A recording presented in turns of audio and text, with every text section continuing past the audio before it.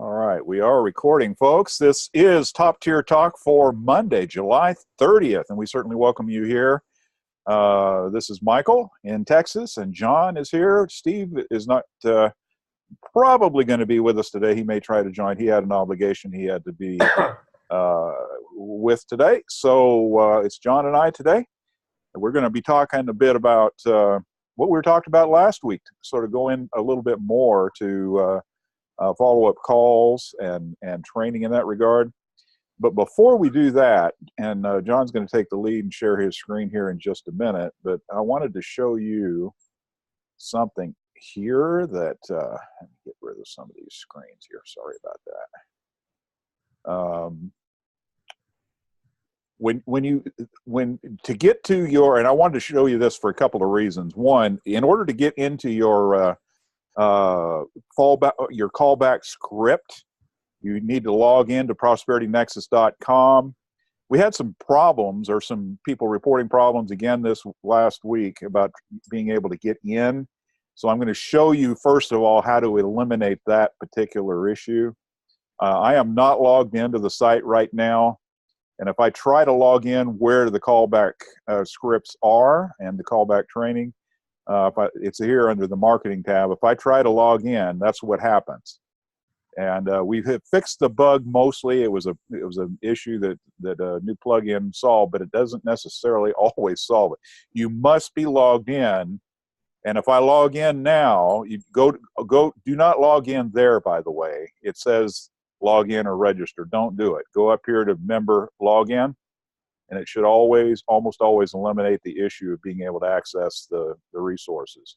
Log in, and then go to here. Now, if you try this and you get that same screen where it says log in again, resources are for members only, the thing you must do is just refresh your screen. And if you are definitely logged in, you will have access, and that solves the problem. So I had another thing happen though, Michael, on my own.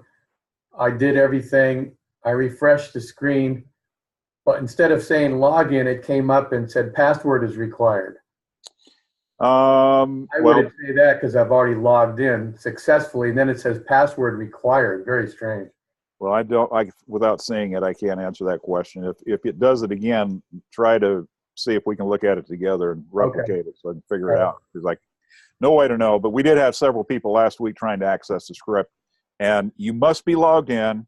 Use the member login to log in always. Don't use that screen that pops up. That's part of the problem. If you do that, then you may get into a loop and you can't go anywhere. So now you should see a black bar at the top of your screen like I see here.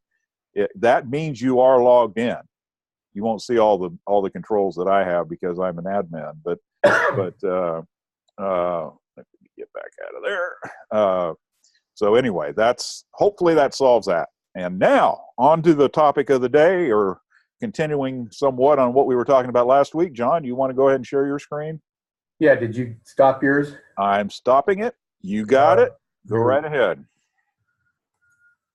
Share screen.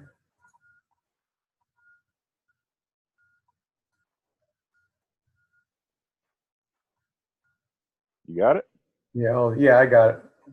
Just trying to find where I want to go. Okay. Where the heck is my...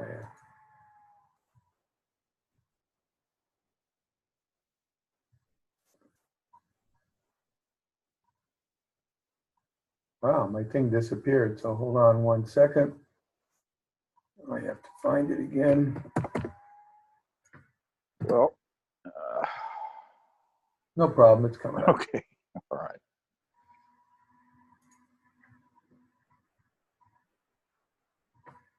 Okay, so now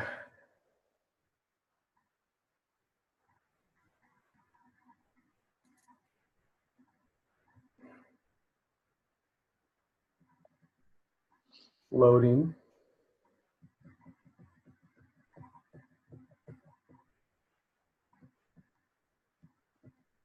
Sorry guys, I had it all set up and it went away, so I just have to get to the slide.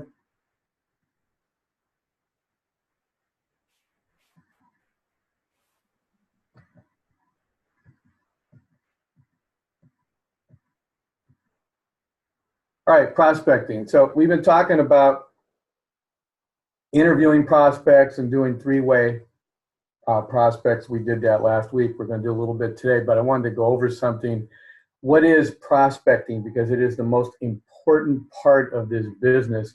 Is you have to get people in front of this business, and you have to do some consistent numbers to do that. If you don't prospect, and if you don't get good at prospecting, it's very difficult to make sales consistently or even at all. So I wanted to review a little bit of this. Prospecting is the first step in the sales process, consists of identifying potential customers, prospects. In other words, the goal prospect is to develop a database of qualified customers and then systematically communicate with them in the hopes of converting them from potential customers to current customers, okay? So everybody, Prosperity Nexus team, has prosperingnexus.net, which is your lead management system or your marketing system, your autoresponder, whatever you want to call it. And that's how you're going to develop a database, because every time you promote and you send them to your capture page, whatever your domain is that you set up, they're going to opt in, which means enter your lead management system. And at that point, they get into the system and you're able to go online and view their activity, and they'll start getting pre-written emails with the lead management system autoresponder. And the goal is to constantly be building that list. The more people you have, the more people that are being promoted to, or as some people in the business say, dripped on, the potential for sales happen even after you've done your follow-up question and answer. As we discussed last week, sometimes it takes 2 or 3 or 4 follow-ups in developing rapport for that to happen. So prospecting is a very important part. So I wanted to review the whole little funnel really quickly, which is it's first, interview the prospect to establish his background or her background and income, lifestyle, why, because at that point you're going to be creating more interest than they already have through developing rapport through communication skills. So these bullet points here that I put together for prospecting are: you want to check the personal info and establish that this is a business opportunity and not a job, especially if they came from Craigslist. If they came from the job market, they may be thinking it's a job, even though our advertisements say otherwise. You don't want to get accused of being baiting and switching.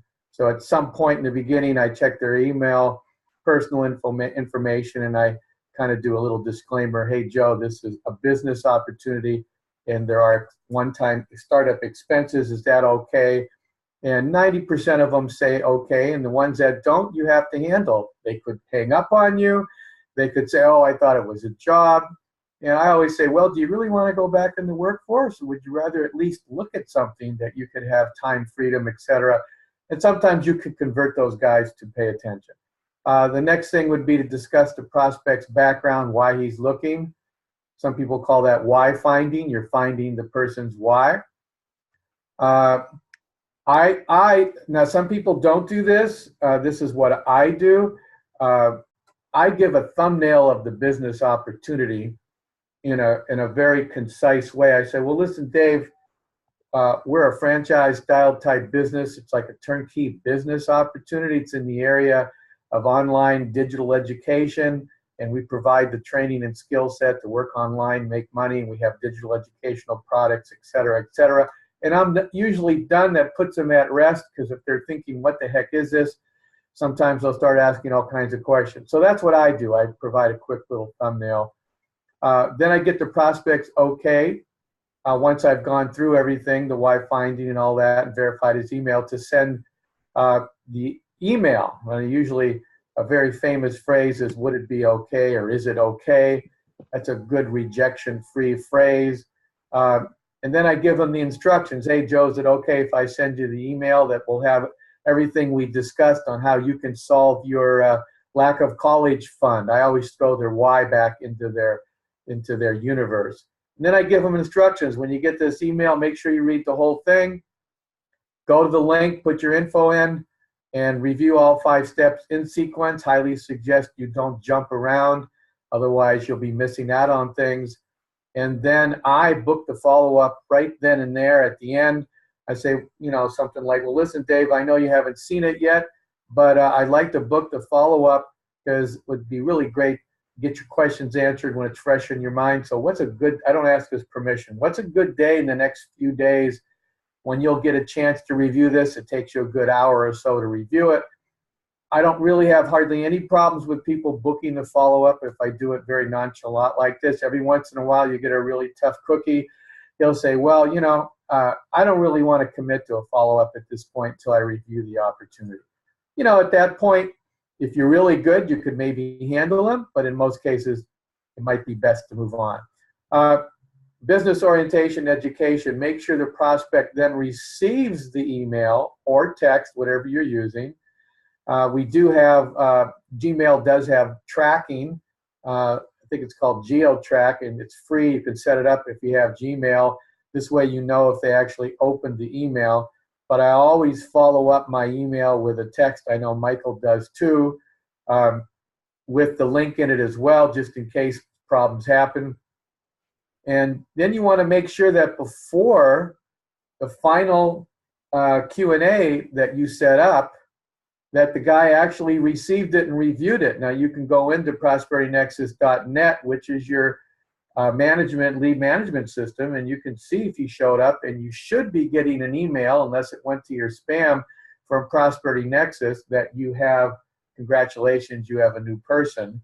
So you want to get with your sponsor, make sure that is all correctly set up, because it's no good to have that column for the follow-up Q&A if he didn't get it.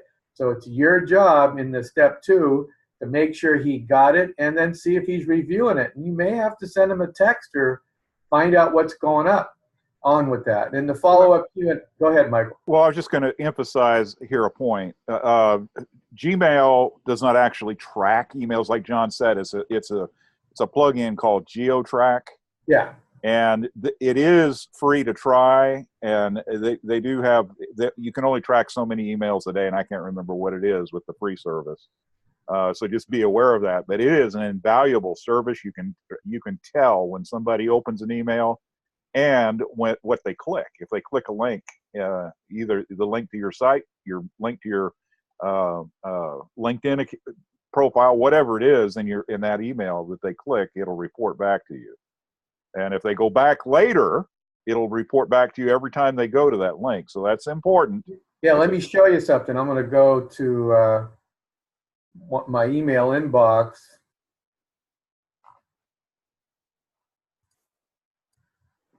So here's one here, a guy named Robert, and you notice afterwards it says he opened up it 6 times. Yeah.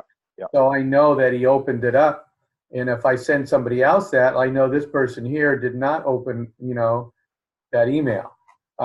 So it's good to have. It's called geotrack.com, I think, right? I believe so. It's actually a plugin in your Google store. You can go there and just search for GeoTrack, and you can add it as a plugin for Gmail. I discovered it back, I don't know, it's probably been close to 2 years ago now, and I've been using it ever since. It's wonderful. It's really a great tool. Yep. All right, and the final button here, Q&A follow-ups, which we discussed last week. We discussed interviews and question and answer follow-ups. What I put down here, Q&A follow-ups until invisible close. Invisible close is a term that I learned that means when the prospect finally closes himself because he's got enough questions answered and he's ready to go. Or the prospect says no, really no. He's not for me. You're not going to try to beat him up, but unless he unsubscribes from your marketing system, he's going to keep receiving, pre-written emails, which is good because sometimes people come around to the table. So under that, the buttons are, you need to book the VIP closer. Your sponsor should be your first choice. Call the VIP closer, update them on the prospect. In other words, 5 or 10 minutes before, 5 minutes before when you call him, hey, Michael, it's John, ready for our follow-up? He says, yeah, and then without him having to ask, you should say this guy's name is Dave Spencer, and he's a retired car salesman. He's bored. Looks like he probably is qualified financially, and he has reviewed the material. Then mute your phone and Yeah, you're going to before. I mean, you're going to introduce, then call the prospect, introduce the prospect to the VIP closer, and then let the VIP closer take it from there with no interruptions, unless the guy who's closing for you, your sponsor or whoever it is, says, "Isn't that right, Dave?" Or Dave, did you bluff? And so you have to be paying attention. We said this last week. Some people put their phone on mute and go to sleep and go away or do something not good for two reasons. A, you should be listening so you can get some very valuable training with prospects. And B, you may be required upon. I mean, the other day, again, it happened.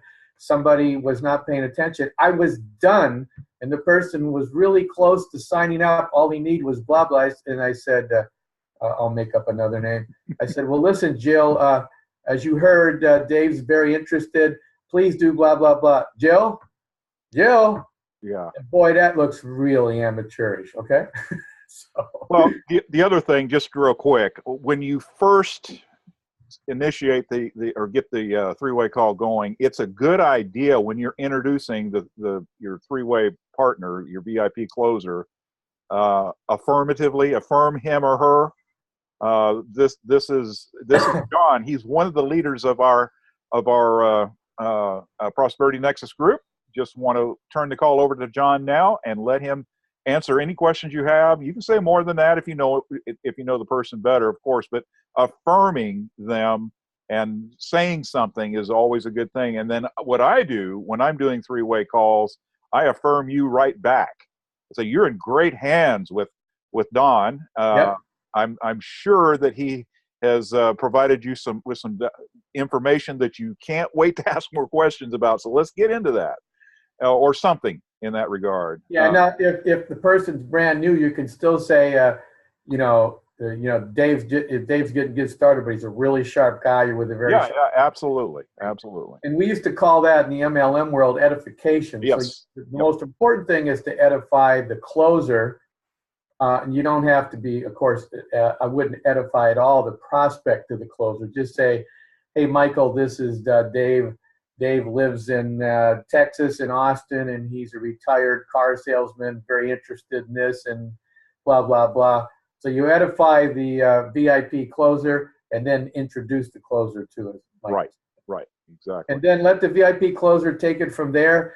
The only time I suggest an interruption, this happened to me twice in my whole 4 or 5 years of doing this kind of stuff, is for some reason I had the wrong name. Yeah.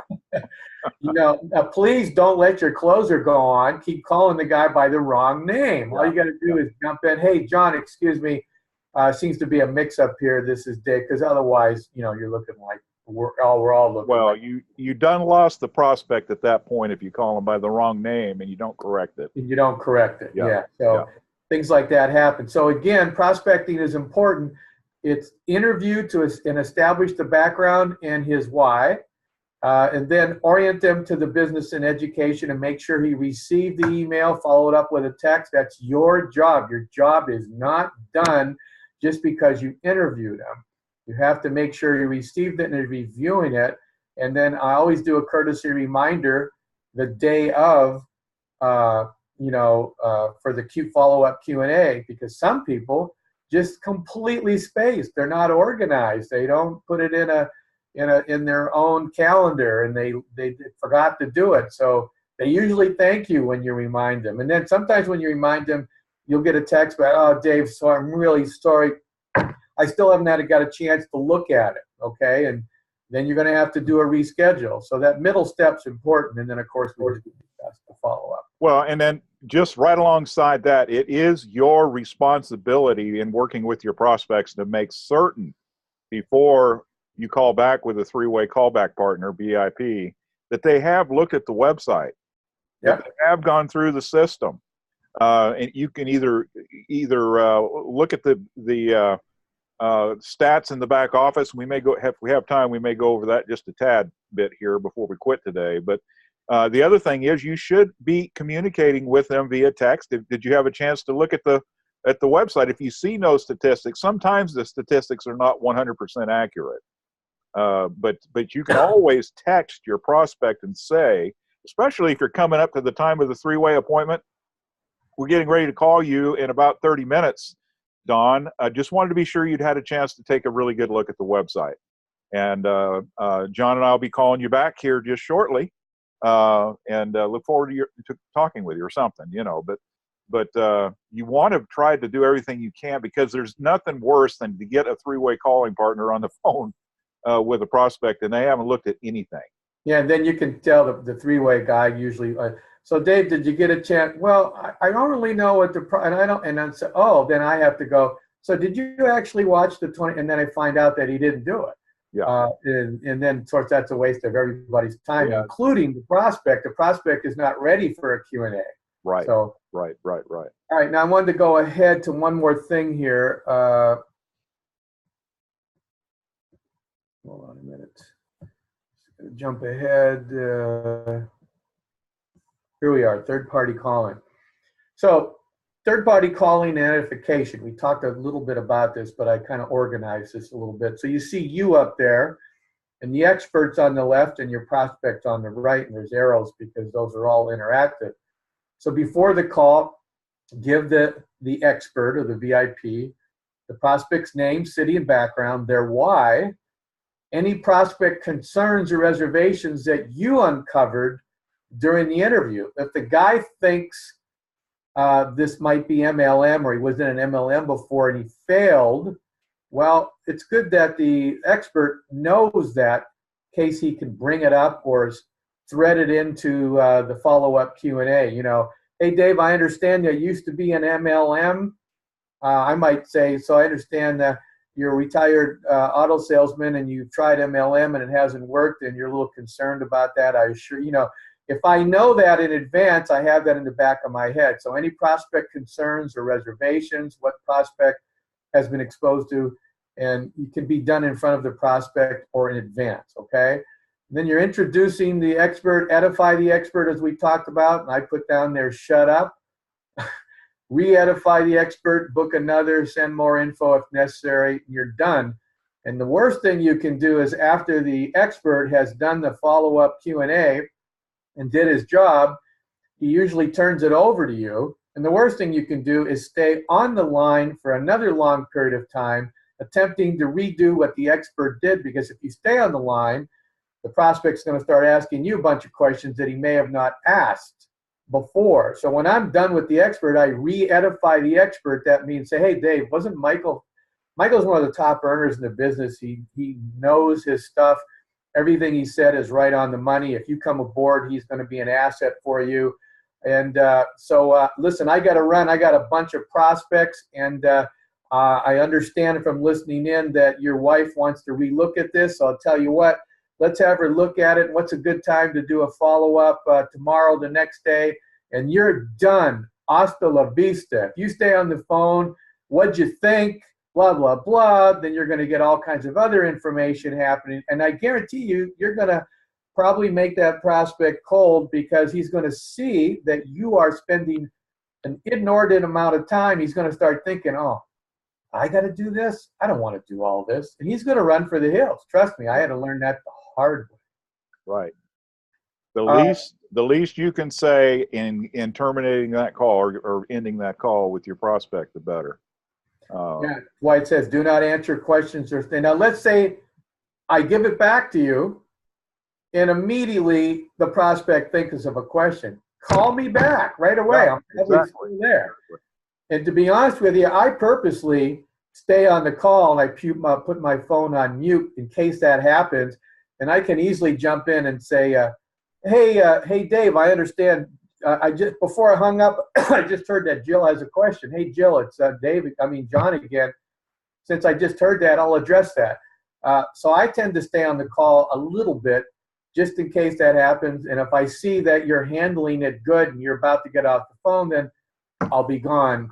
But it's very important that you try to get back to me, even if you know the answer to the question, because we do want to show the prospect that they're going to have the same three-way service. Okay? Yeah.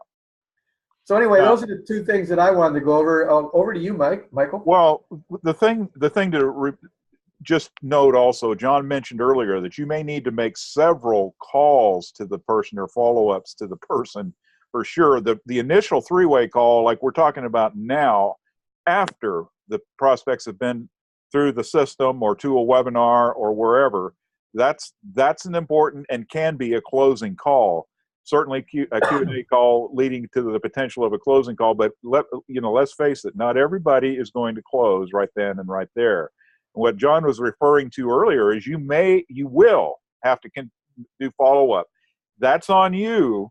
If the prospect has more questions, then that's when you bring one of us back in and so that we can answer those questions for you. It's from my perspective, I've seen it's very, very important that the prospects see that we do work as a team and that they're not going to be left on their own. And it's, they've always got someone that's going to be there to help them. But as you're following up, that is a one-on-one process. When they have questions, then let's get back together and answer those questions for your prospect, and or move them to the point of closing when the time is right for them. Okay.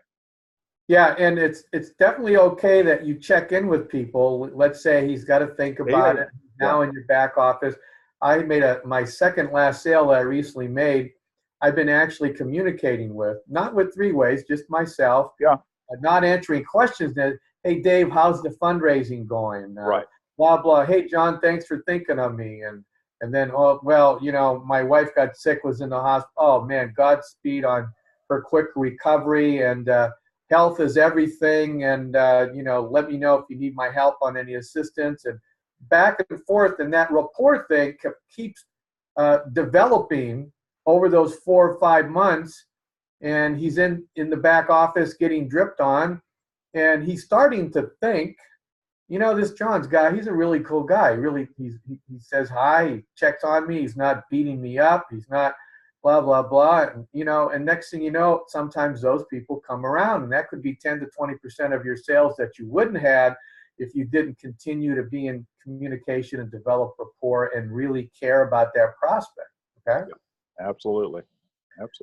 All right. Any questions that anybody has? Now would be the time, and I'll turn the screen back to you, Michael. Unless we want to wait and see if there's any questions. Let's just see if there's questions. Anybody? Yeah, you can just unmute yourselves, folks, if you have a question to ask.